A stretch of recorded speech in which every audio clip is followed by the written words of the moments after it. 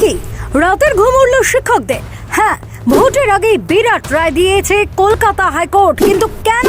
দেখুন, বেশ কিছুদিন ধরে শিক্ষক নিয়োগ নিয়ে সরগরম রাজ্য রাজনীতি, আর সম্প্রতি এই দুর্নীতিতে নাম জড়িয়েছে রাজ্যের একাধিক হেভি ওয়েটের। এবার লোকসভা ভোটের মুখে শিক্ষকদের নিয়ে একটি কড়া নির্দেশ দিল কলকাতা হাইকোর্ট, যা শুনে চমকে গিয়েছেন অনেকেই। সম্প্রতি কলকাতা হাইকোর্টের দ্বারস্থ হয়েছিলেন চাকরি প্রার্থী সোমা রায়। ভুয়ো শিক্ষক নিয়োগ সংক্রান্ত একটি মামলা দায়ের করেছিলেন উচ্চ আদালতে। এদিন এই নিয়ে বিরাট নির্দেশ দিয়েছেন বিচারপতি বিশ্বজিৎ বসু।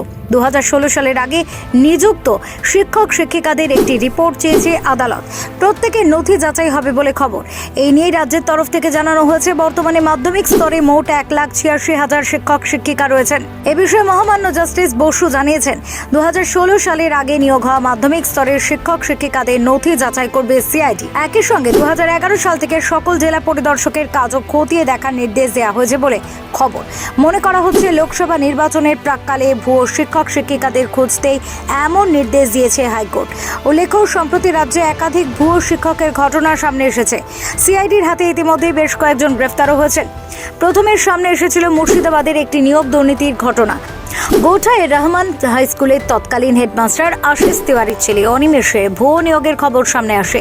অন্য একজনের নিয়োগ এবং সুপারিশপত্র জাল করে শিক্ষকের চাকরি পাওয়ার অভিযোগ উঠেছিল তার বিরুদ্ধে।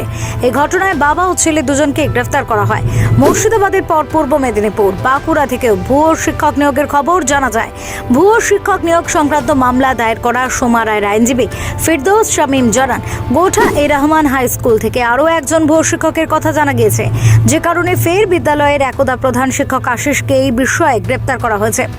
হাইকোর্টের তরফ থেকে জেলাভিত্তিক সকল শিক্ষকের কেন্দ্রীয় তথ্য ভাণ্ডারের নির্দেশ দেওয়ায় ভুয়ো শিক্ষক খুঁজতে সাহায্য হবে বলে মত ওয়াকিবহল মহলের। Bureau report, TV7 Bangla.